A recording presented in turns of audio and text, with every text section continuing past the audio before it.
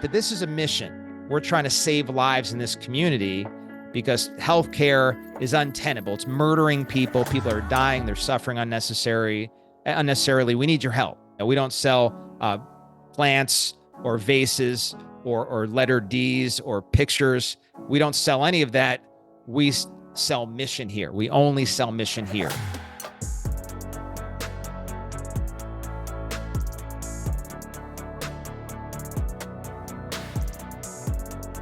You're looking for breakthroughs. I don't just do a webinar, a talk, a phone call with a client thinking, hey, this is just another mundane video or call or interaction with somebody who I'm trying to help.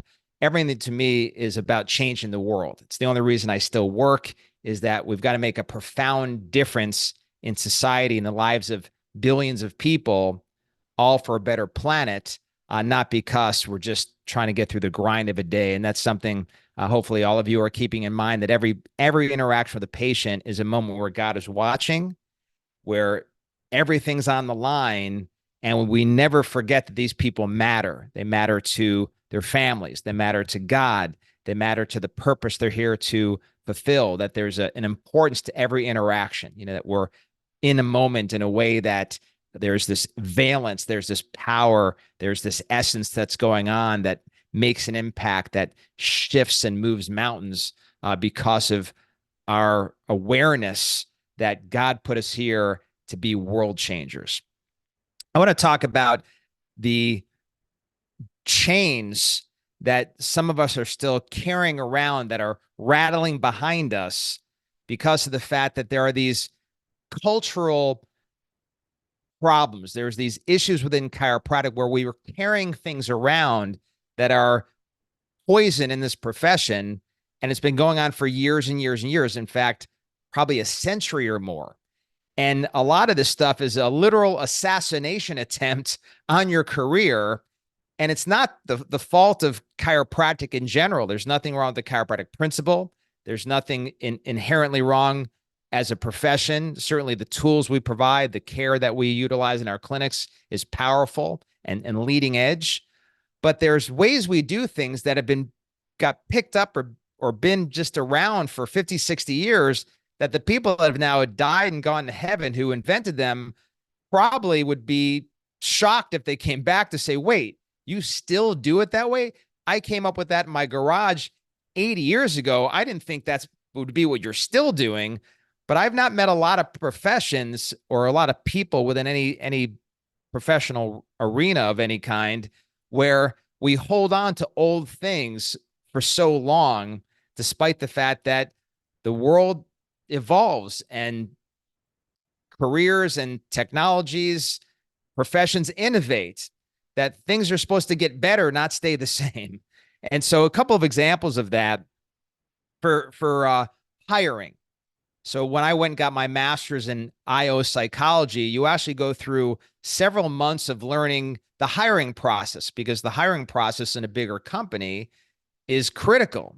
If you got thousands of employees and many of them are the wrong employees, many others are quitting all the time, everybody underperforming, obviously it will devastate a big company. And that's really where I'm coming from. I've gotten a chance both in getting advanced degrees, a master's and a PhD, as well as I consult for a lot of companies to get out of chiropractic and away from the traditions to learn the right way to do things that have simply evolved or innovated or just were always the right way to do things, just not how we do them in chiropractic. So back to hiring, something that's been around for decades in our profession is this idea that you put out an ad for, say, a CA, you take everyone who applies and put them in a room and do a group talk, and the people who like chiropractic the most, who you like the most, we hire them. And that within hiring circles, because you have to understand that if you're studying this space of hiring and you're in HR or IO psychology, or you're learning, through an MBA program of some kind, or like I'm in a Doctor of Business Administration program, that's heresy, that it's lunacy, it's chaos, it's terrifying to think you're taking all the people that applied, putting them in a room, and the ones you like, you hire. There's a very rigid and strict process, an organized way to hire that's extremely intentional. In fact, If you get 10 resumes in, you're supposed to eliminate probably 8 or 9 of the 10 because the resume doesn't match with the skill set and experience required and other sort of intuitive things you're looking at within that resume to even consider ever speaking to that person. Maybe 2 out of 10, usually more like 1 out of 10 qualify to even interact with you relative to the future of employment within your organization.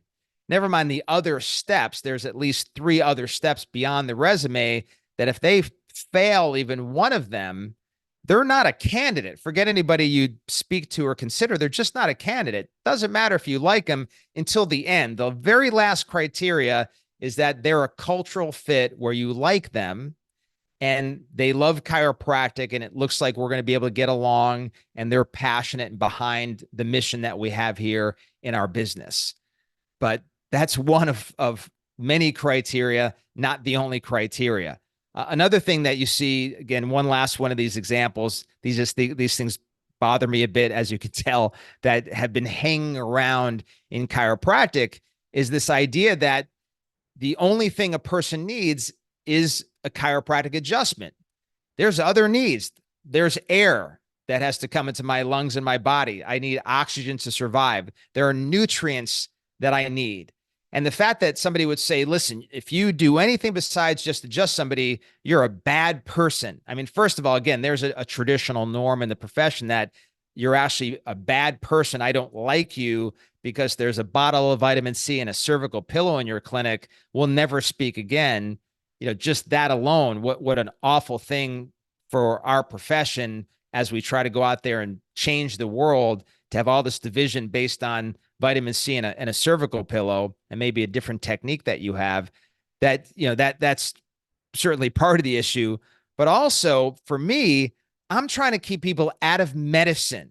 I don't want them in that model. I don't want them visiting a doctor at all. I actually had a chiropractor that I was speaking to today, hasn't been feeling well. So she went to the medical doctor hoping, okay, this is one of those times when you need one because she's been feeling so poorly for so long. And the information that she got, the path that they laid out for her and the tests they wanted to do, the drugs they wanted to put her on, were a death sentence. And all she needed, and this gets back to, again, you know, one of the issues that we traditionally hold on to in our profession, is that all she really needs to, because I have kind of broken out of this model of it's you just adjust people. And I used to hate people that did anything else because that's how I was taught. And now I've learned, hey, it's good to take a look at some blood work, take a look at some saliva work. Let's look at other areas of your body and see, is something breaking down here that's going to kill you, despite the fact that you get your atlas checked every week. You're going to die. Like you need to address these other issues. It's going really poorly. And I don't want you in a medical office.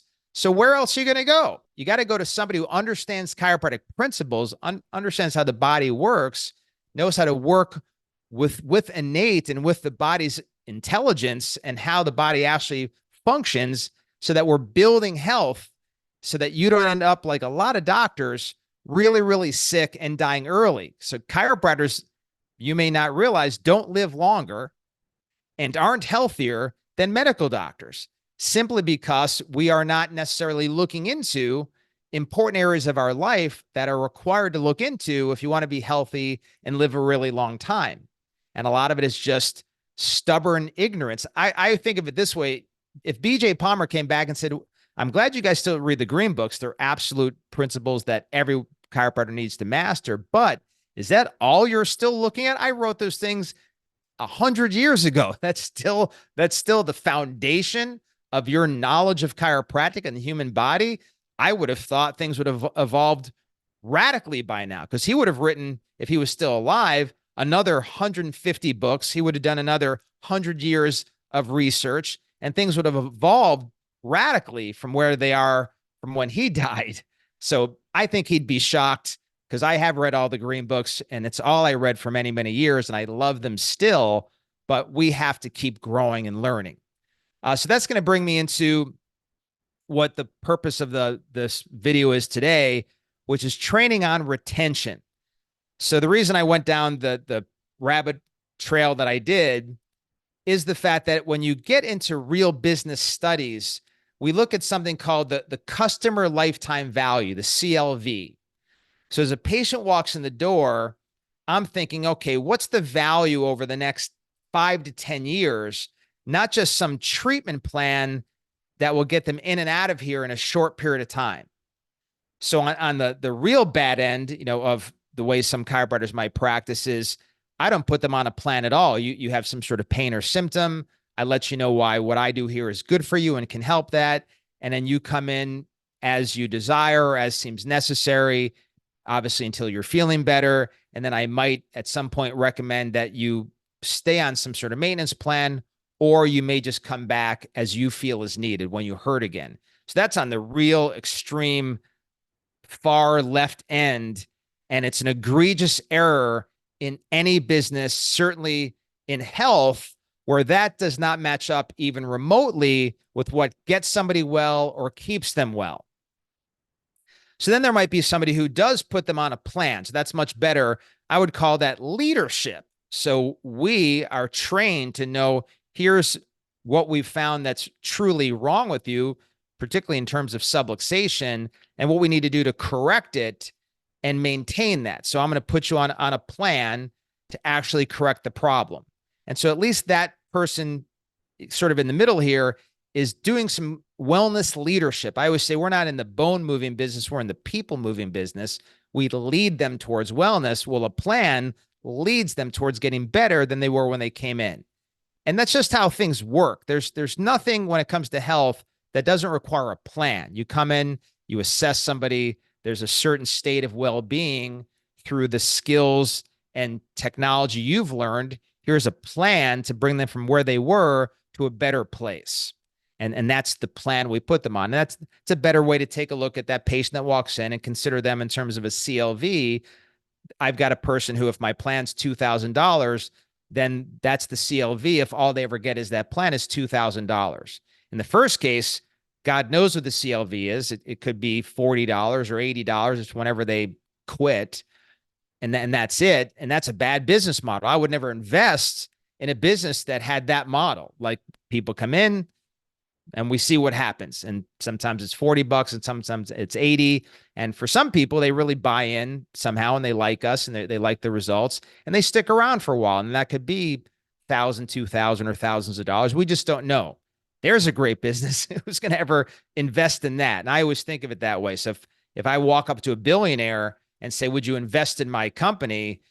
Does my model fit the reality of a company that somebody would invest in? And that other model, nobody's going to invest in it. And I work with some doctors that have that model, and it's frightening, and anything can throw it off and really hurt people in that model. And they're constantly under stress. They're constantly dealing with issues, staff issues, everything else, because bad model, uninvestable. This middle model, still not all that investable, but at least there's something there. People come in, they get a plan. There's some consistency in terms of their CLV. But this third area is where we want to focus on, which is what we do with that patient moving into the future. And so we call it advancing the case and improving the business. So this is the model that you should have, regardless of what the business is. I've been asked to go consult for a national franchise, and they had the first model I shared. You just come in, hey, it sounds like you could use some help. Here's the technology that we have. We have memberships for it. Pick your membership.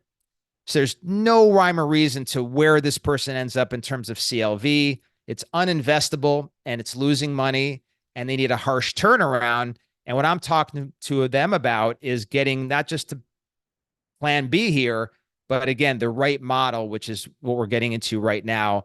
So somebody comes in and we're advancing the case as well as advancing the business. This is an investable model. So you come in, I analyze you. So we figure out here is what's going on with you and your body. And we let you know two things. One is, here's the plan you need. There's not plan A and plan B. There's just plan A. In fact, what I say to them is, we have a couple plans here. We have plan A. Alternatively, there's plan A. Like, this is how I get you from where you are right now to where you need to be. And I mean that. You need to be here, because if you're not here, you're struggling, you're dying, you're suffering. It's costing you. We got to get you here. But the second thing they need to hear also is that from there, there's a future. You can't just go through a stabilization or a corrective care process. There's a future that you need to continue to maintain your health. You wouldn't say, well, I'm sick. I think for maybe 30 days, I'll go from drinking toxic tap water to clear, healthy, pure water, and then go back to the tap water after 30 days. I'm sure I'll be fine. If you had to diet because you now have been told you're obese and you have heart disease and diabetes and you're headed towards cancer, you would go, okay, well, you know what I'll do? I'll eat well for a month. Then I'll just go right back to the old lifestyle and right back to where I was. You wouldn't do with dentistry. You wouldn't, or orthodontists, care. You wouldn't put braces on and at the end go, okay, well, wow, it looks great. I got nice, brand new, straight teeth. I'll just not wear the retainer so that in 6 months, my teeth look exactly the way they were when I started. So we let people know all of that you have to maintain this. That's the important part. This stabilization part, we're just saving your life. You waited way too long to get here. You're in a lot of trouble. You're degenerating. You have an active decay. Got to stop it through this plan, stabilize you. And then the important part is doing what you should have been doing all along. We got to get you back to wellness, get you back to maintenance care forever. So now the CLV, that customer lifetime value, is, we'll call it a $2,000 plan plus $1,000 a year. Again, just using rough numbers here, $1,000 a year forever. So over the next 20 years, if they keep coming in for 20 years, that's $20,000 plus that initial plan, that's $22,000. So all through their case, I'm advancing the case, making sure they get that we've got to continue to move forward towards maintenance. Then when they're on maintenance, I got to keep reminding them and reinforcing why we're here, because maybe you don't hurt anymore. Maybe you don't see the value anymore. So I have to keep reinforcing the need for maintenance and keep reinforcing and building the value so they don't leave. So that's just the foundational part of advancing care. But there's many other layers to that CLV. We also have to bring in the fact that this is a mission. We're trying to save lives in this community because healthcare is untenable. It's murdering people. People are dying. They're suffering unnecessarily. We need your help. So we're going to be continually expecting, as part of being a patient here, that you're referring people in or opening up opportunities for us to go speak at your church or business or gym or wherever you're involved in. So now when we talk about CLV, I'm committed to the fact that as a patient, you are going to give us leads. Like, that's what it means to be a patient here. We don't sell not mission. Like, I am the mission. You're the mission. This is a mission. We don't sell something. We don't sell plants or vases or letter Ds or pictures. We don't sell any of that. We sell mission here. We only sell mission here. And so that means telling other people. So I'm going to expect that over the course of a year, we're going to get at least a half dozen other people in through this person at a minimum. Plus, I'm looking to have spoken at some other place that they're involved in. So if I go to their church and get another 10 people, now that's 16 people from that person. So when we think of 16 times $20,000, if these people become patients and they also retain for 20 years, now we're talking about a CLV with that one person of multiple six figures. That's an investable business. Everyone in the door could have a CLV of multiple six figures. In fact, it's a number that a real company would be measuring. So I'd look at your 100 patients or 200 or 300 patients, look at what they've created, both independently and through their referrals, and where they've opened up doors for me to market into the community. And I would look and say, okay, well, Bob, he's been about $250,000. And I've had $250,000, $500,000, $1 million patients because they got me into something so significant, or they refer that consistently and aggressively. So Bob's $250,000, Larry's $500,000, Jill is $1 million, Tom is $15,000. And I'm going to look at an overall CLV average, and that's going to be how I find out whether or not this is a good business. So as we advance the patient, we're always talking about advancing the business as well, relative to, am I advancing you through your care? Am I advancing you into maintenance care? Am I advancing you into the mission? And am I advancing you into other things that we offer? So if we have decompression, I want to advance you into that. If we have supplementation, I want to advance you into that. Maybe you're now on a membership plan forever on decompression, or maybe now you're taking my omega-3 every single month on a continuity plan forever. And so again, we keep advancing the patient, advancing their health, benefiting them on another level, advancing the business, and increasing the CLV. And what we create is an investable, sustainable business where people are getting healthier and healthier and healthier. We're contributing more and more and more to their future. And we are truly changing society and have a thriving, burgeoning, fun to be in, fulfilling, satisfying type of practice. And that, again, this is Christ-centered chiropractic. That's the journey of discipleship. So Jesus didn't just say, hey, follow me. Okay, you followed me to Damascus or to Samaria. You're good. You followed me. You get it. You met me. You said I was your Lord and Savior. We're good now. No, he kept advancing. They learned how to feed the masses. They learned how to heal. They learned how to make disciples of other people. He kept advancing them as people, Christ followers, as disciples, so that in his time to go back, the mission would keep advancing. And so that was certainly, if you had been an early investor in Christianity, you would have done better than if you were an early investor in Apple or NVIDIA, because there are trillions of Christians since the time of Christ. And so it's worked. So let's advance.